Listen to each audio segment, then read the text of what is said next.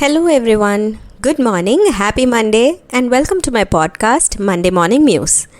Last week was more of a relaxed one for me.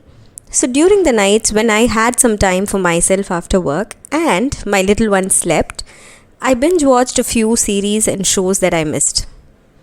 Also, last week there was a tweet from the great visionary Mr. Ratan Tata which said he's doing fine and he was being thankful for keeping him in our thoughts. And Wednesday, while I was at work, for some reason, I felt like checking out on the latest update on his health and I saw he was critical. And there will be an update soon from his close aides. I wished and prayed such a good person should recover well, and I carried on with my daily course. Around 12, while I took my phone to check out on the new series that I was watching on Netflix, Nobody Wants This, I first made sure to clear the status updates on WhatsApp. And the first status I saw was of my sister's, which said, "The man I admired, Mr. Tata, is no more." I don't know why. It gave me a small hit of emotion.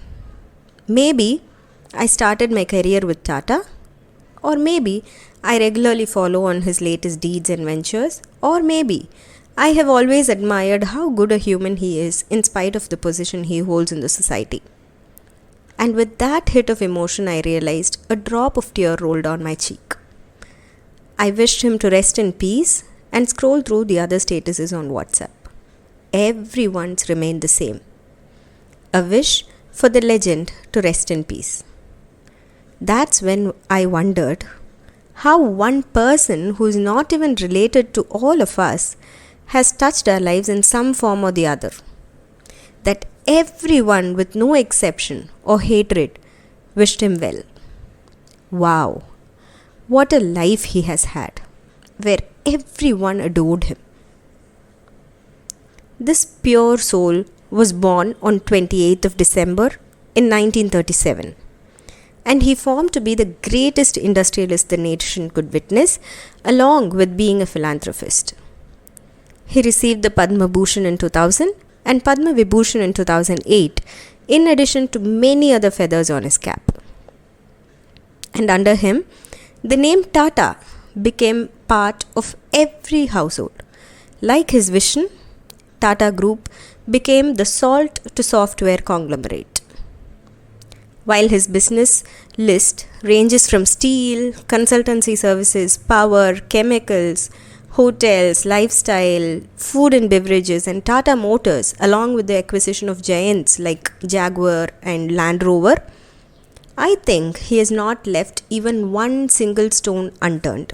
But here are my three most favorite parts of his life. First is his love for pets, or to be specific, dogs. The Tata Trust's small animal hospital, which was built with 5 stories at a cost of 165 crores. The iconic Bombay House, which is the headquarters of Tata Group, it gives free entry to the stray dogs, plus they are given VIP treatment there. And this hospital was his last project.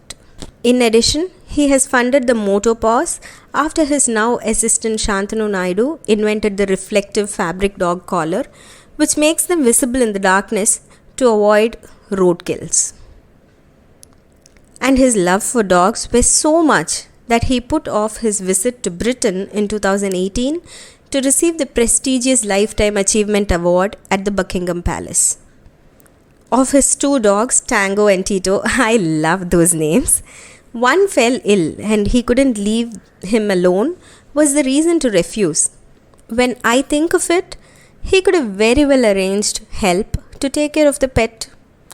There would have been umpteen alternatives for him to attend the ceremony while his pet was still being taken care of. But the man with the golden heart chose his dog over any huge award the world can bestow upon him. And number 2 was his cute little Nano's invention. I would say that was a very audacious dream of the huge visionary. That is, to create a comfortable car for the middle class. And the story behind it? he revealed during the first launch of his most passionate project, he says. And what really motivated me and sparked a desire to produce such a vehicle was constantly seeing Indian families on scooters. Maybe the child sandwiched between the mother and father, riding often on slippery roads. What a sweet thought, I say. He dreamt it and he delivered it as promised at a price of rupees 1 lakh. For a nation where getting a car is a dream, this gem made it come true. Though the car failed due to negative marketing as a cheap car, I still love it. My husband's family owns a Nano until today, and when I travelled, I was surprised at the seating space inside. Also, it is the best for the congested roads and in places where finding a parking slot is a task in itself. And third is his passion for flying and surfing. He is a licensed pilot and was often seen flying his company's jet. And having a near-death experiences as student never stopped him. And he once said, "The day I am not able to fly will be a very sad day for me." And his love for surfing. I came across this post on Mark Manuel's FB account. He once saw Mr. Tata surfing in Goa. Mark, being a journalist, he asked a simple question to the surfer.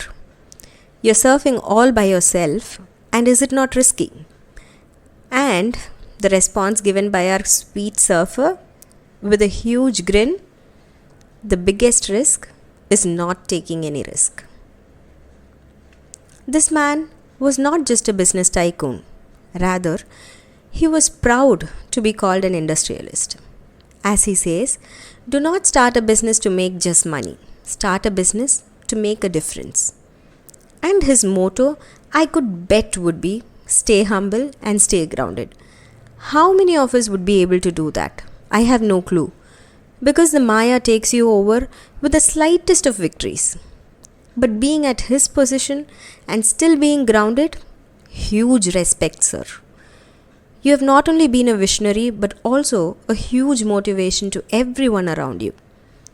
And for all that you have founded, for all the endless visions that helped you dream outside of your sleep, I think you definitely need this rest. Thank you would never do justice for all the contributions done by you for our nation. And now, with a heavy heart, we say goodbye, Titan, and rest in peace.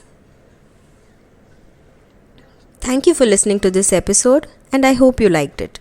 Request you to subscribe, like, and pin your comments on this episode.